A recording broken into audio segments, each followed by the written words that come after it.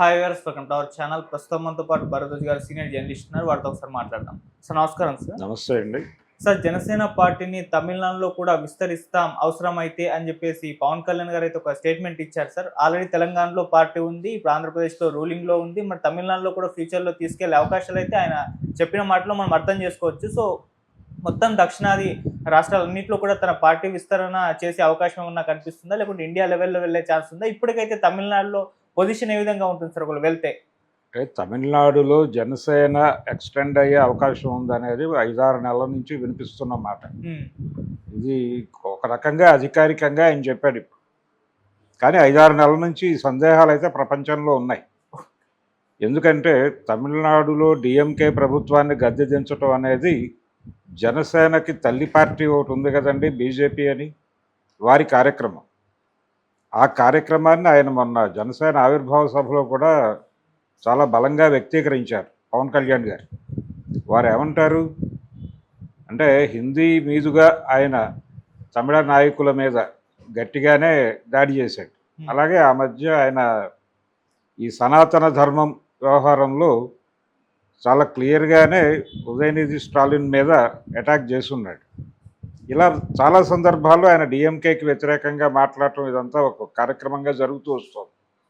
అలాగే మొన్న ఆయన ఈ దక్షిణాది రాష్ట్రాల ప్రతిపక్షాలు, అధికార పక్షాలు అందరినీ ఇన్వైట్ చేశాడు మీటింగ్కి స్టాలిన్.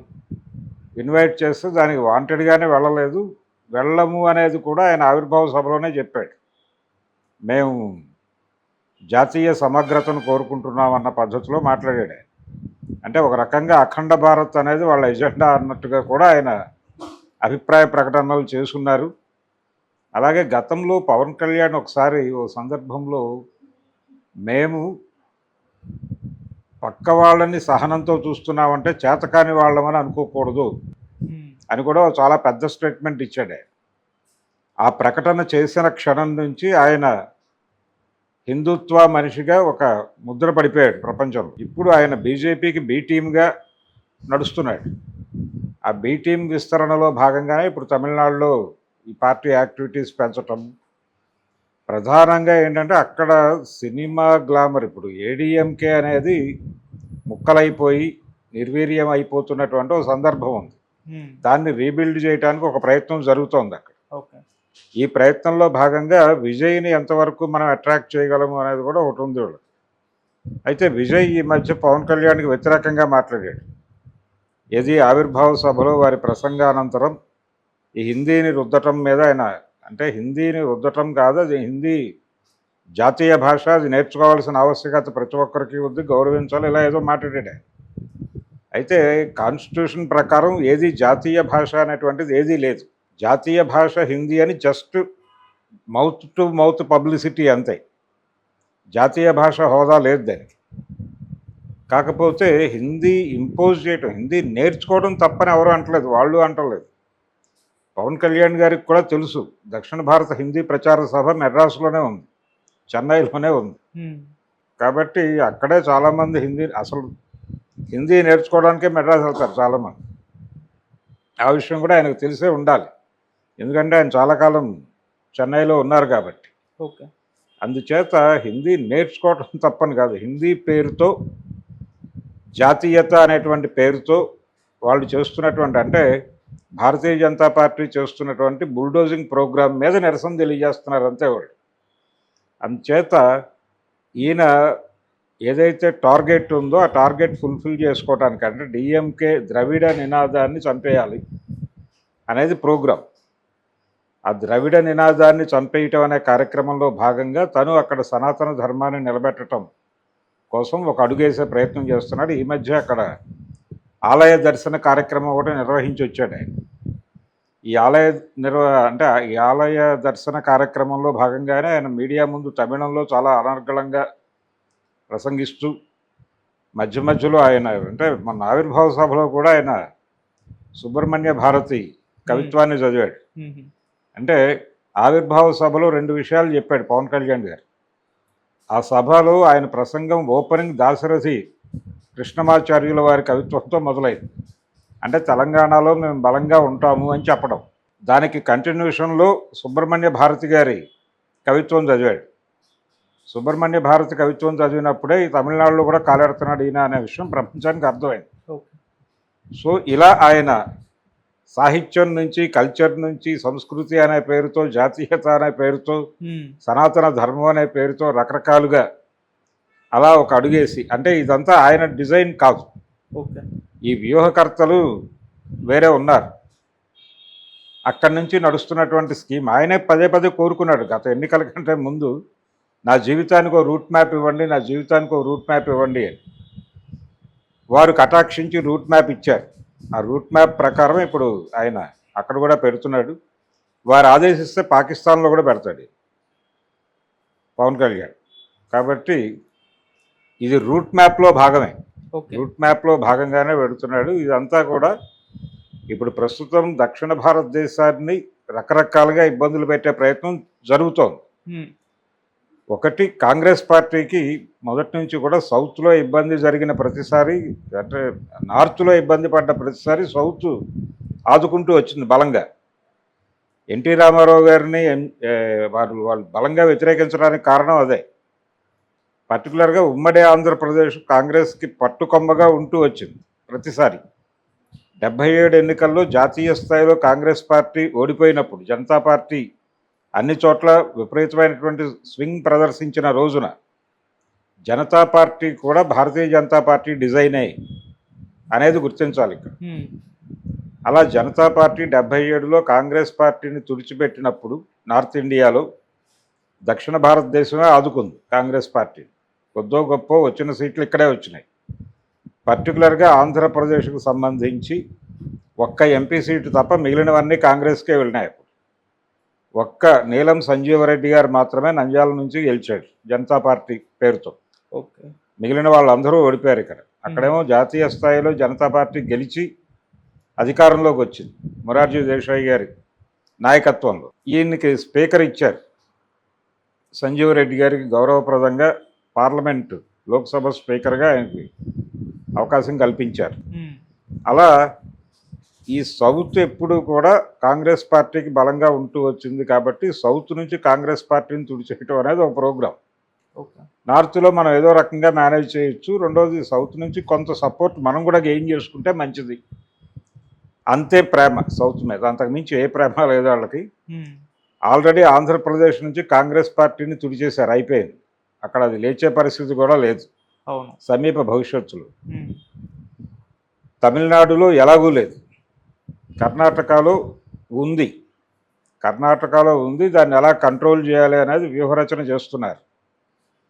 తెలంగాణలో కూడా కంట్రోల్ చేసే ప్రయత్నం, తెలంగాణ నుంచి కాంగ్రెస్ను తుడిచే ప్రయత్నం జరుగుతోంది. ఇక్కడ ఎవరిని కలుపుకునైనా సరే, నిన్న సమావేశాలకు వెళ్ళిన బీఆర్ఎస్ని కూడా కలుపుకోవడానికి వాళ్ళు సిద్ధమే. ఎవరినైనా కలుపుకుని టోటల్గా ఇక్కడ కూడా వారి రాజ్యాన్ని తీసుకురావడం కోసమే. అందుకనే కృష్ణమాచార్యులు వారి కవిత్వం చదివాడే ఆవిర్భావ సభలో. అలా తెలంగాణ, తమిళనాడు, కేరళతో ఎలాగూ వాళ్ళకి వేరే స్కీమ్ ఉంది.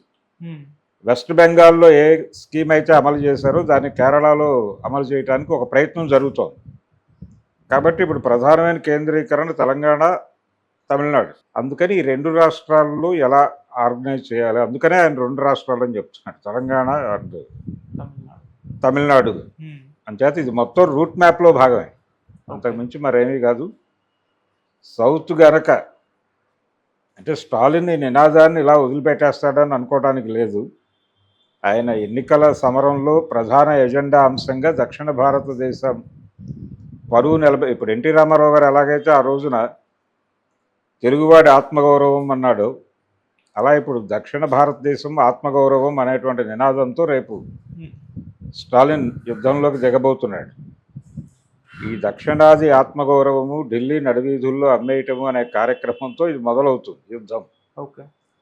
మొదలైనప్పుడు పవన్ కళ్యాణ్ గారు అఖండ భారత్ నినాదము, జాతీయత, సనాతన ధర్మం అనే నినాదాలతో ఆయన్ని అడ్డుకోవడానికి ప్రయత్నం చేసేటువంటి రకరకాల బీజేపీ తోలుబొమ్మల్లో తాను ఒక తోలుబొమ్మై అక్కడ తన ప్రజెన్స్ ఉంచబోతున్నాడు. అలాగే తెలంగాణలో కూడా ఉంచబోతున్నాడు. కూటమి కట్టబోతున్నారు. ఇక్కడ కూడా అక్కడ కూడా కూటమి కట్టబోతున్నారు.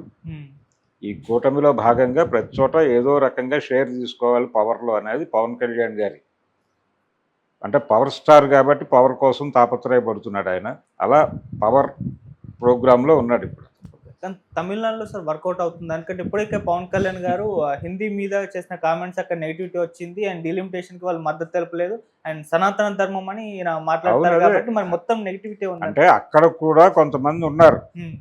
ఏది అక్కడ అంటే తమిళనాడులో కూడా కొన్ని సెక్షన్స్ హ్మ్. ఈ ద్రవిడ నినాదానికి వ్యతిరేకంగాను ఉన్నటువంటి సెక్షన్స్ ఉన్నాయి. వాటిని యునైట్ చేయాలి, వాటికి ఊపిరినివ్వాలి అనేది వీళ్ళ ఉద్దేశం. హ్మ్.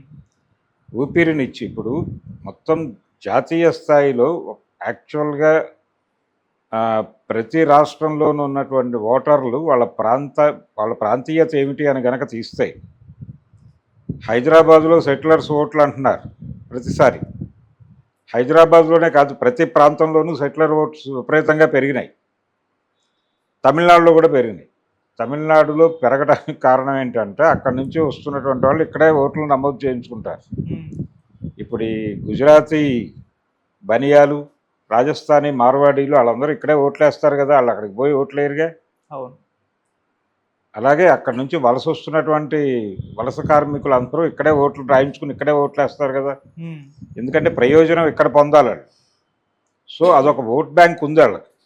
అది కాకుండా ఈ ద్రవిడ రాజకీయాల మీద మొదటి నుంచి వ్యతిరేకత ఉన్నటువంటి సెక్షన్స్ కొన్ని ఉన్నాయి. వాటికి ఒక బలమైనటువంటి శక్తి తోడైతే అవి లేస్తాయి. ఆ ప్రయత్నం కూడా చేస్తున్నారు వాళ్ళు.